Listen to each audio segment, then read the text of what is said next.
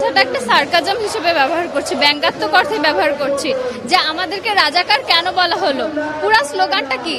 কে রাজাকার, কে রাজাকার, তুই রাজাকার, তুই রাজাকার। তো আপনার স্লোগানগুলো বুঝতে হবে। এখন আমরা রাজাকার শব্দটা ইউজ করছি বলে যে আমরা নিজেদেরকে একদম রাজাকার বলে প্রমাণ করে ফেলছি, এরকম কিছু না। এটা একটা ব্যঙ্গাত্মক অর্থ, এটা প্রতিবাদী শব্দ। আমরা মূলত গতকাল যে প্রধানমন্ত্রী বক্তব্য দিলেন, উনি প্রেস বিজ্ঞপ্তিতে যে হচ্ছে আমরা 2% জনগোষ্ঠীর জন্য পুরো 98% জনগোষ্ঠীকে যে রাজাকার বললেন, আমরা চাই উনি ওনার বক্তব্যটা প্রত্যাহার করুন। মূলত আমরা এই কারণে এখন রাজপথে নামছি। ওনার বিষয়ে বক্তব্য বলতে উনি আসলে কি ভেবে যে উনি এভাবে বললেন আমি আসলে বুঝতেছি না। আমার বক্তব্য এটাই যে উনি হচ্ছে আমাদের দাবিগুলো মেনে নিক, যৌক্তিক কোটা সংস্কার করুক এবং উনি যে বক্তব্য দিচ্ছেন উনি সেটা প্রত্যাহার করুক। দেশের প্রধানমন্ত্রী উনি কিন্তু সবাইরই প্রধানমন্ত্রী। আমরা যারা আন্দোলন করতেছি তাদেরও প্রধানমন্ত্রী, যারা বর্তমানে কোটা পাচ্ছে তাদেরও প্রধানমন্ত্রী। এই প্রধানমন্ত্রী হয়ে এরকম একটা বক্তব্য আমরা মর্মাহত হয়েছি।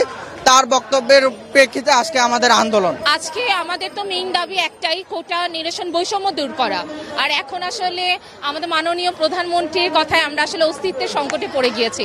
উনি যেহেতু বলেছেন 2 লক্ষ সার্টিফিকেটধারী মুক্তিযোদ্ধা বাদে সবাই রাজাকার, তাহলে এটা তো আমার অস্তিত্বের লড়াই চলে আসতেছে। আমি তো রাজাকার না, আমার বড় চাচা মুক্তিযোদ্ধা ছিলেন, আমি তো কখনো রাজাকার ফ্যামিলি থেকে বিলং করি না। আর আমার পরিচিত অনেক মুক্তিযোদ্ধা আছেন যারা ভেবেছে আমি কোনো সুবিধা নিতে মুক্তিযুদ্ধ করি নাই, তারা সার্টিফিকেট নেন নাই, তারা কি রাজাকার হয়ে গেল? দেশের জন্য রক্ত দিয়েছেন, শ্রম করেছেন, পরিশ্রম করেছেন, তারাও যদি রাজাকার হয়ে যায়, একটা 17,98,00,000 দেশে সবাই রাজাকার, প্রধানমন্ত্রী রাজাকার একদম দেখতে পারেন না, তাহলে তিনি কিভাবে সেই দেশে মন্ত্রী হন? কোটার বিষয়ে আমাদের দাবি হচ্ছে কোটা আমরা বাতিল করতে চাই না। আমরা বিশ্বাস করি পিছিয়ে পড়া সংবিধানের মতামত অনুযায়ী পিছিয়ে পড়া গোষ্ঠীর কোটা পাওয়ার দাবি আছে, কিন্তু 56% কোটা কখনো একটা দেশের জন্য হতে পারে না। কোটা থাকবে, সংস্কার চাই আমরা, কোটা বাতিলের কথা কখনোই বলি নাই।